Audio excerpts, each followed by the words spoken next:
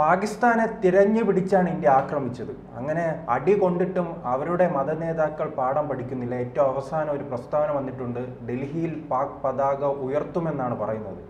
അദ്ദേഹത്തിന് ഇനി കേരളത്തിൽ നാം അത് കാണുന്നുണ്ടല്ലോ, എന്തെങ്കിലും പ്രശ്നവുമായി പിടിക്കപ്പെടുമ്പോൾ അവർ മാനസിക രോഗി എന്നാണ് പറയുന്നത്.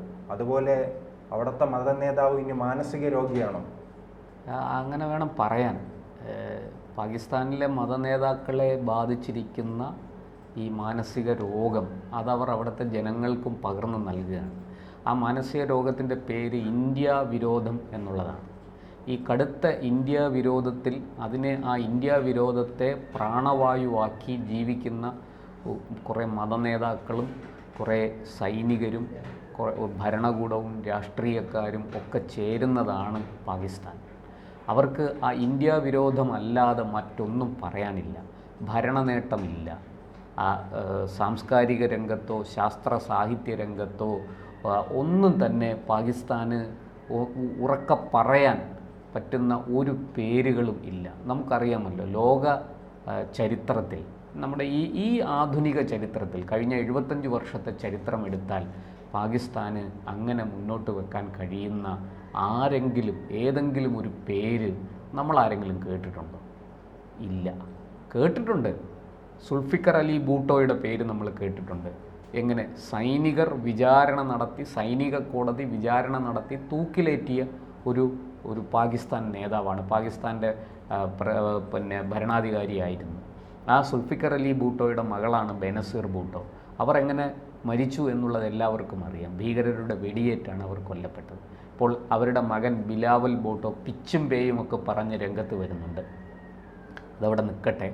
ഈ ഇന്ത്യൻ പണ്ടും ഈ പാക് പട്ടാളത്തിൻ്റെയും പാക് ഭരണകൂടത്തിൻ്റെയും ഒക്കെ ഒരിക്കലും നടക്കാത്തൊരു സ്വപ്നമാണ് ചെങ്കോട്ടയിൽ പാക് പതാക ഉയർത്തുക എന്നുള്ളത്. നമുക്കറിയാം, ഈ സിയാവുൾ ഹൾക്കിനെ പോലെയുള്ള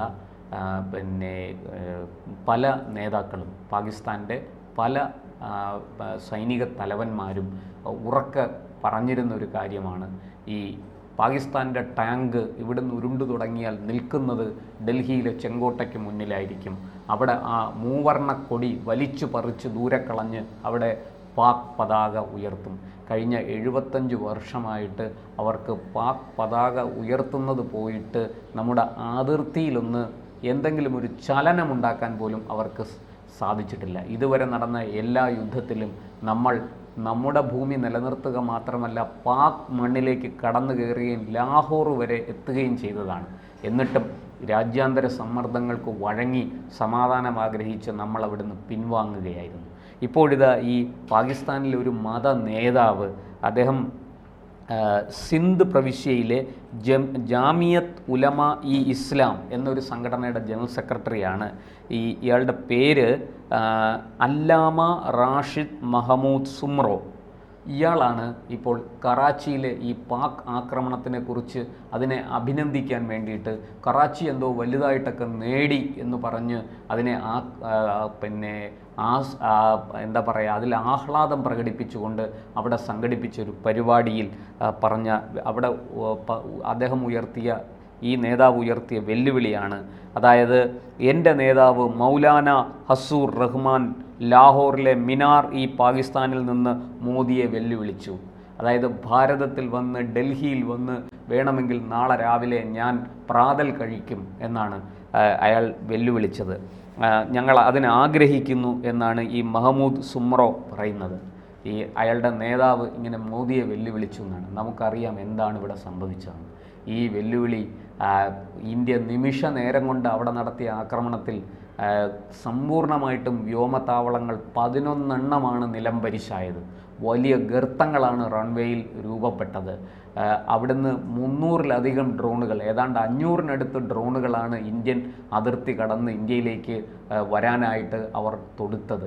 പക്ഷേ ഒരു ഡ്രോൺ പോലും ലക്ഷ്യത്തിലെത്തിയില്ല എന്ന് മാത്രമല്ല, മുഴുവൻ ഡ്രോണുകളെയും സമ്പൂർണ്ണമായിട്ട് നശിപ്പിച്ചു കളയുന്ന ചിത്രം നമ്മൾ കണ്ടു.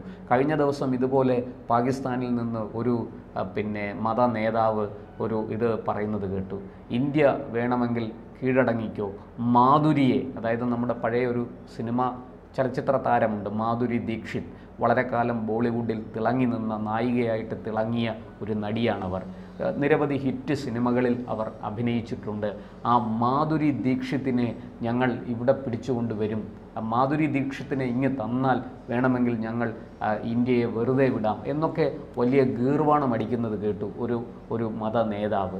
ഇതുപോലെ ഇത്തരം വൃത്തികേടുകൾ പറയുന്ന, ഒരിക്കലും നടക്കാത്ത കാര്യങ്ങൾ പറയുന്ന കുറേ മതപുരോഹിതന്മാർ, അതങ്ങനെയാണല്ലോ ഈ ഹൂറികളെക്കുറിച്ചും മറ്റുമൊക്കെ ഈ നിറം പിടിപ്പിച്ച മതകഥകൾ, ഈ എന്താ പറയുക, മതപരമായ ഇത്തരം ചില നരേറ്റീവ്സ് ഉണ്ട്.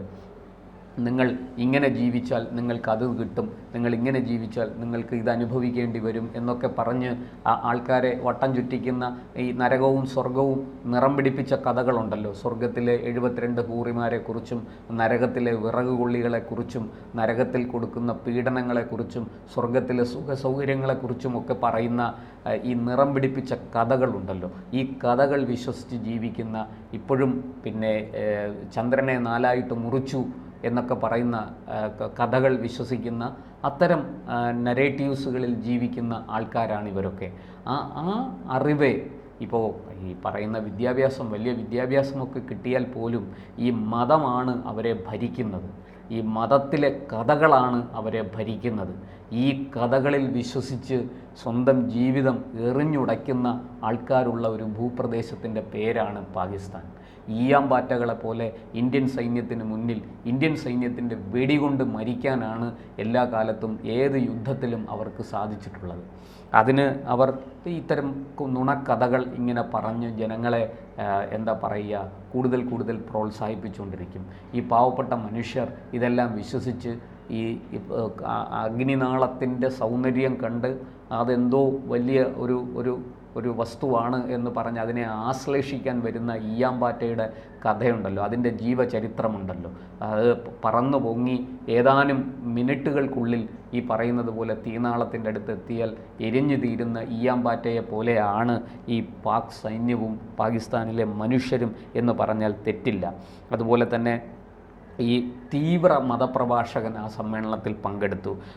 മുഫ്തി താരിഖ് മസൂദ് എന്നാണ് അയാളുടെ പേര്. അയാൾ ഈ പാക് പട്ടാളത്തിനെ വലിയ രീതിയിൽ പ്രശംസിക്കുകയാണ്. എന്തിനാണ് പ്രശംസിക്കുന്നതെന്ന് എനിക്ക് മനസ്സിലായില്ല. ഇന്ത്യയുടെ അടി വാങ്ങി കൂട്ടിയതിനാണോ തോറ്റോടിയതിനാണോ എന്നൊന്നും നമുക്കറിയില്ല. എന്തായാലും വലിയ രീതിയിൽ പ്രശംസിക്കുന്നുണ്ട്. ഈ ഇസ്ലാമിൻ്റെ പേരിൽ, അള്ളാഹുവിൻ്റെ പേരിൽ, മതത്തിൻ്റെ പേരിൽ ഒക്കെ ജീവൻ ബലിയർപ്പിക്കുന്നവരാണ് ഈ പാക് പട്ടാളമെന്നാണ് ഈ മസൂദ് പറഞ്ഞത്. അങ്ങനെ ഈ ഒരു കാര്യം തന്നെ പാക് സൈന്യവും ഈ ഭീകരരുമായിട്ടുള്ള ബന്ധം എത്ര ദൃഢമാണ് എന്നുള്ളത് നമുക്ക് മനസ്സിലാക്കാം. നമ്മൾ കഴിഞ്ഞ ദിവസങ്ങളിൽ കണ്ടതാണ്, ഒന്നിലധികം ഈ ശവമടക്ക് ചടങ്ങുകളിൽ പാക് സൈന്യത്തിനോടൊപ്പം ഈ ഭീകരർക്ക് വേണ്ടി, ഈ കൊല്ലപ്പെട്ട ഭീകരർക്ക് വേണ്ടി രാജ്യം നിലനിൽക്കുന്നത് തന്നെയല്ലേ ഇന്ത്യ വിരുദ്ധത കൊണ്ടാണ്. ഇന്ത്യ വിരുദ്ധതയും ഭീകരതയും 1947 മുതൽ നാം ഇങ്ങോട്ട് നോക്കിയാൽ അവർ ആ രാജ്യത്തൊരു ഐക്യം എന്ന് പറയുന്ന ഇന്ത്യ വിരുദ്ധതയുമായി ബന്ധപ്പെട്ട്, അതുകൊണ്ടാണ് അവർ ഈ സാമ്പത്തികമായി സൈന്യത്തിനും കൂടുതൽ പണം ലഭിക്കുന്നത്. അതെ, അവരുടെ ബജറ്റിൻ്റെ സിംഹഭാഗവും ചെലവാക്കുന്നത് സൈന്യത്തിന് വേണ്ടിയിട്ടാണ്. സൈന്യമാകട്ടെ ഈ ഇന്ത്യ വിരുദ്ധതയും ഭീകരതയും ഒരുപോലെ പ്രോത്സാഹിപ്പിച്ച് തിന്ന് കൊഴുത്ത് ചേർക്കുന്നു. അവർക്ക് സൈന്യത്തെ സംബന്ധിച്ച് സൈന്യത്തിൻ്റെ ഏറ്റവും വലിയ വരവ്, അവർക്ക് നിലനിൽക്കാനുള്ള എല്ലാ സാഹചര്യങ്ങളും ഒരുക്കുന്നത് ഈ ഒരു നരേറ്റീവാണ്. ഇന്ത്യ വിരുദ്ധത, മതഭീകരത, ഇത് രണ്ടും കൂടി ചേർന്നാൽ പാക് സൈന്യമായി. അതുകൊണ്ട് തന്നെ നമുക്ക് മനസ്സിലായല്ലോ, ഭീകരതയെ അവർ ആശ്ലേഷിക്കുകയും പ്രോത്സാഹിപ്പിക്കുകയും ചെയ്യുന്നത് എങ്ങനെയാണെന്ന് നമ്മൾ കഴിഞ്ഞ ദിവസങ്ങളിലൊക്കെ കണ്ടു.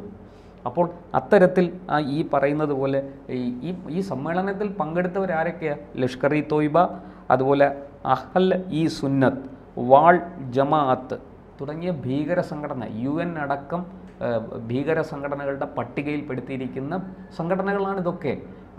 ഇവരുടെ നേതാക്കളാണ് ആ സമ്മേളനത്തിൽ പങ്കെടുക്കുന്നത്, അവിടെ പ്രഭാഷണങ്ങൾ നടത്തുന്നത്, വലിയ പ്രഖ്യാപനങ്ങളും വെല്ലുവിളികളും നടത്തുന്നത്.